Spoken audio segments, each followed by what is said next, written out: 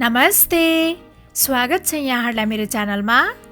आज म यहाँहरूलाई जाडोमा तातो ज्वानोको सुप बनाएर देखाउँछु। चिसो मौसममा ज्वानोको सुप चाहिँ शरीरको लागि एकदमै फाइदाजनक हुन्छ। विशेष गरेर रुगाखोकीको लागि एकदमै फाइदाजनक हुन्छ।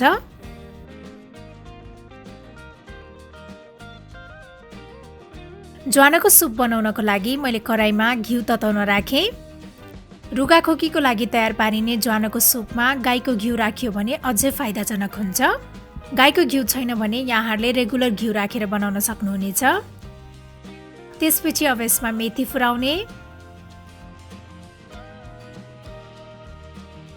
मेथी यतिको भएपछि मैले यसमा 2 ठुलो चम्चा ज्वानो राखेँ।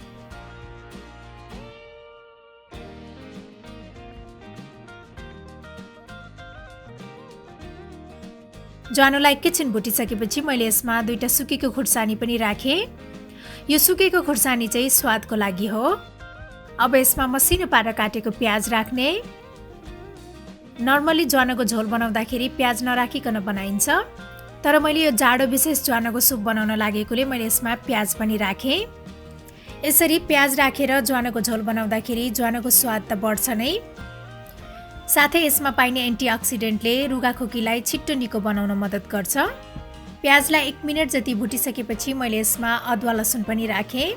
अदुवा लसुन पनि रुगाखोकीको लागि एकदमै फाइदाजनक हुन्छ र यसलाई चाहिँ 1 मिनेट जति भुट्नुपर्छ।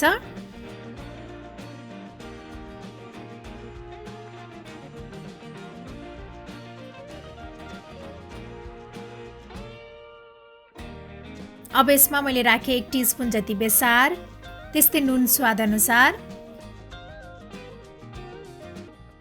अनि मैले यसमा आधा टिस्पुन जति मरिचको धुलो पनि राखेँ। मरिचको धुलोले ज्वानोको स्वाद बढाउनुको साथै सर्दीको लागि पनि फाइदा गर्छ। सबैलाई राम्रोसँग मिक्स गर्ने। ज्वानोमा राख्नको लागि म चाहिँ चामलको पिठोको पानी बनाउन गइरहेको छु। यसको लागि मैले एउटा बाउलमा राखेँ 2 टेबलस्पुन चामलको पिठो। अब यसमा 2 कप जति पानी राख्ने र यसलाई चाहिँ राम्रोसँग फिट्नुपर्छ।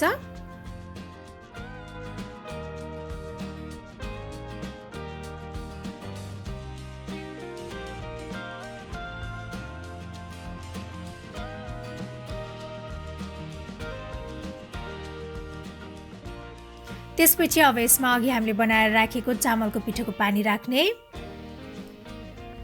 चामलको पिठोको पानी राख्दाखेरि चाहिँ झोल बाक्लो हुन्छ।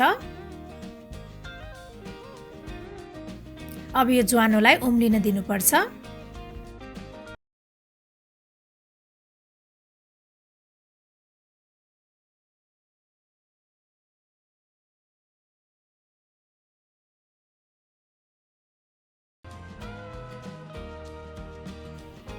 ज्वानो राम्रोसँग उम्लिसकेको छ। अब हाम्रो यो ज्वानोको सुप चाहिँ खानको लागि रेडी भइसकेको छ।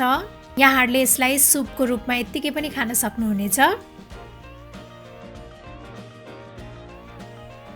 साथै यसलाई भातसँग पनि खान सकिन्छ।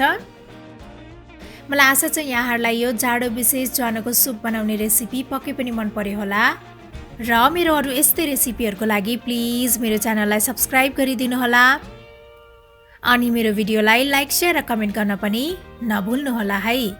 Thank you for watching. Bye by.